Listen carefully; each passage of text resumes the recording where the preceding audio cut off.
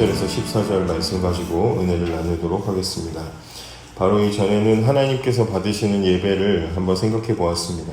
에스겔이 본 제단을 먼저 하나님께서 피로 정결하게 하시게 하셨습니다. 제단의 네 뿔과 네 모퉁이에 피를 바르고 7일 동안 계속해서 이 속죄하는 이제 정결하게 하는 예식과 속죄 제물을 드리도록 그렇게 하게 하셨습니다. 이건 죄인이 거룩하신 하나님께 나아가기 위해서는 반드시 죄를 속하는 속죄가 필요하다는 것을 보여주고 있었습니다.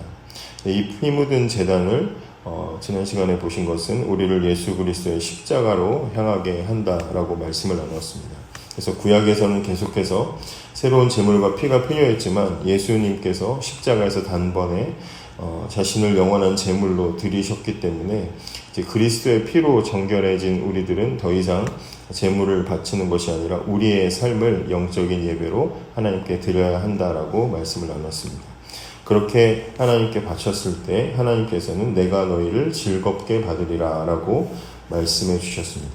그러면 이제 하나님께 그렇게 받아들여진 백성은 어떻게 살아야 하는가? 오늘 44장이 그 문제에 대해서 대답을 합니다. 하나님의 백성은 거룩함을 지키며 살아야 한다라는 대답을 해주고 있습니다. 1절에 보시면 그가 나를 데리고 성소의 동쪽을 향한 바깥문에 돌아오시니 그 문이 닫혔더라. 43장에 하나님의 영광이 들어왔던 그 문, 그 동쪽에 있는 문, 그 문이 닫혀 있습니다. 그 문을 왜 그 문이 닫혀 있는가? 이 이유가 2절에 나와 있는데 여호와께서 내게 이르시되 이 문은 닫고 다시 열지 못할지니 아무도 그리로 들어오지 못할 것은 이스라엘 하나님 나 여호와가 그리로 들어왔음이라. 그러므로 닫아둘지니라.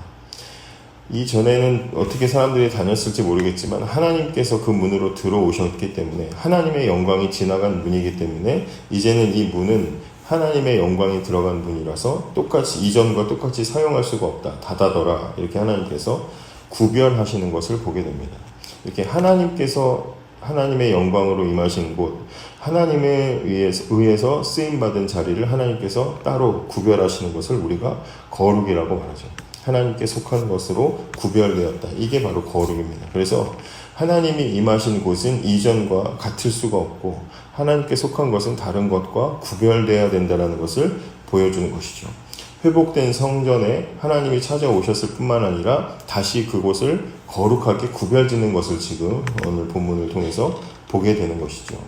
3절에는 왕에 대한 규례를 말씀하시면서 왕은 왕인 까닭에 안길로 이 문 현관으로 들어와서 거기에 앉아서 나 여호와 앞에서 음식을 먹고 그 길로 나갈 것이니라. 이게 그 개역 개정이나 개역 한글 성경을 보면 좀 아쉬운 부분들이 이제 이렇게 보여지는 게 한글인데도 제가 3절을 몇 번을 읽었는지 모르겠습니다. 읽으면서 왕은 왕인 까닭에 안길로 이 문 현관으로 들어와서 앉아서 앞에서 이렇게 계속 말이 이렇게 되어 있으니까 무슨 말인지 이해를 참 하기가 어려웠는데 안길로 이 문 현관으로 들어와서 왕은 왕인 까닭에 안길로 들어와서 이렇게 써 있으니까 마치 하나님께서 동쪽에서 들어오신 그 문을 닫아놔라 아무도 그쪽으로 다니지 말아라 했는데 왕에게는 안으로 들어올 수 있는 무슨 비밀 통로가 있는 것처럼 그렇게 읽어지는 거죠. 그래서 이게 무슨 말인가 세번역이나 아니면 영어로 된 다른 쉬운 성경이나 이렇게 찾아보니까 세번역에는 이렇게 되어 있습니다. 그러나 왕은 그가 왕이므로 주 앞에서 음식을 먹을 때에 이 문 안에 앉을 수가 있다. 왕은 문 현관 쪽으로 들어왔다가 다시 그 길로 나가야 한다. 이게 무슨 말이냐면 하나님이 닫으신 동쪽 문 여기에 다닐 길이 있다는 말이 아니라 현관 쪽으로 있는 길로 들어왔다가 갈 때 그 문 사용하지 말고 현관 쪽으로 다른 길로 들어왔다가 갈 때도 그 길로 나가라. 그 문을 쓰지 말라는 이야기를 하는 것입니다. 왕이지만 특별한 자리가 왕에게는 허락되어 있지만 그러나 왕에게도 하나님 들어오신 그 문은 허락되지 않았다는 걸 이야기하는 게 이 3절의 말씀이라는 것이죠. 이스라엘에서 어떻게 보면 가장 높고 가장 중요한 자리에 있는 왕도 하나님의 거룩함 앞에서는 그 경계를 그 선을 분명하게 지켜야 된다. 왜냐하면 왕이기 이전에 하나님의 통치를 받는 사람이기 때문이다. 이 이야기를 하는 게 3절의 말씀입니다. 이렇게 하나님 앞에서는 누구도 그 거룩함에 하나님 정하신 경계를 바꿀 수가 없죠. 그런데 과거의 이스라엘이 어땠습니까? 그 경계를 무너뜨린 것입니다. 7절에 보시면 너희가 마음과 몸의 할례를 받지 아니한 이방인을 데려오고 내 떡과 기름과 피를 드릴 때에 그들로 내 성소 안에 있게 하여 성전을 더럽혔다, 이렇게 말하죠. 하나님께서 지적하시는 것은 이방인들을 데리고 왔다, 이것만이 문제가 아니라 이스라엘 백성들이 그들을 데리고 온 게 문제라는 겁니다. 너희가 하나님께 거룩하게 구별된 이곳에 이방인들을 데려와가지고 지금 여기를 더럽히지 않았냐? 너희들이 일부러 그렇게 데려오지 않았냐? 경계를, 하나님 세우신 거룩함의 그 경계가 있었는데 그걸 너희 스스로 무너뜨리지 않았냐라고 말씀하십니다. 8절을 보면 더 분명해지는데, 너희가 내 성물의 직분을 지키지 아니하고 내 성소에 사람을 두어 너희 직분을 대신 지키게 하였느니라. 그러니까 하나님께서는 누가 성소에서 누가 어떤 성물을 다뤄야 되는지를 직무를 하나님 다 정하셨는데, 그런데 이스라엘이 그 경계까지도 다 무너뜨렸다는 겁니다. 단순히 직무를 태만하는 정도의 문제가 아니라 하나님이 세우신, 하나님 정하신 거룩의 질서를 자기들 마음대로 다 바꿔버렸다라는 것을 하나님이 지금 지적하고 계시는 것이죠. 거룩을 잃어버린 사람의 특징이 하나님의 것을 특별하게 더 이상 특별하게 여기지 않는다는 것입니다. 예배가 가벼워지고 말씀이 가벼워지고 하나님 맡기신 직분인데 가볍게 여기는 것, 거룩을 잃어버리면 그렇게 살아가게 된다는 것입니다. 거룩하다는 건 구별돼야 되고 분명하게 지켜야 되는 것인데 그 선이 무너져서 우리 마음대로, 자기 마음대로 평범하다고 생각하고 살아가게 만드는 것, 그게 바로 거룩이 사라진 사람의 특징이라는 것입니다. 이스라엘 백성들이 분명하게 하나님 맡기신 것이 있었는데 그것을 자기 마음대로 했던 것을 하나님 지금 지적하십니다. 그래서 9절에 하나님이 그 경계를 다시 세우십니다. 이스라엘 족속 중에 있는 이방인 중에 마음과 몸의 할례를 받지 아니한 이방인은 내 성소에 들어오지 못하리라. 이방인 중에 아무나가 아니라 마음과 몸의 할례를 받지 아니한 이방인은 안 된다. 단순히 외적인 부분만이 아니라 마음까지도 하나님께 속해 있는 사람만 들어올 수 있다라는 것을 지금 하나님 다시 경계를 세우죠.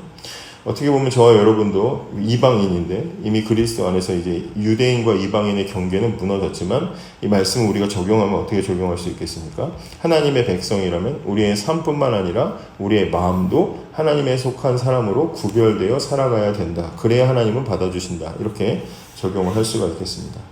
그러면 그 하나님 맡기신 거룩함을 지키지 않으면 어떻게 되는가? 10절에 보니까 레위 사람도 그릇 행하여 그 우상을 따라 나를 멀리 떠났으니 그 죄악을 담당하리라.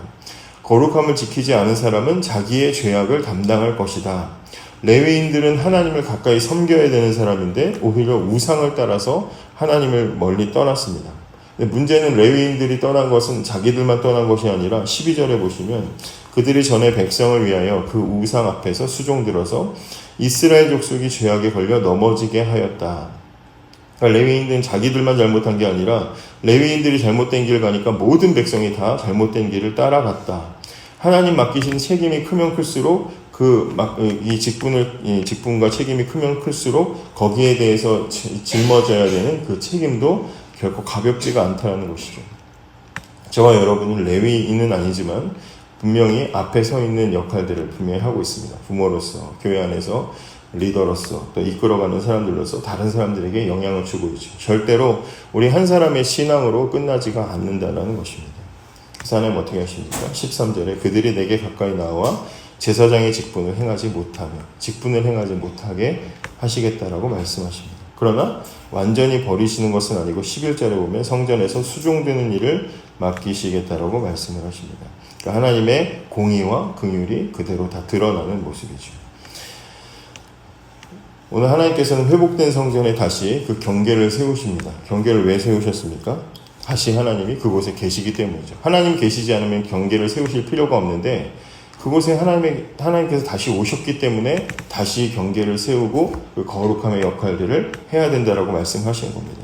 말씀을 보시면서 가장 그 마음에 은혜가 되는 게 4절에 내가 보니 여호와의 영광이 여호와의 성전에 가득한지라. 하나님께서는 그 상황 속에서도 영광으로 그 성전을 가득 채워주셨습니다.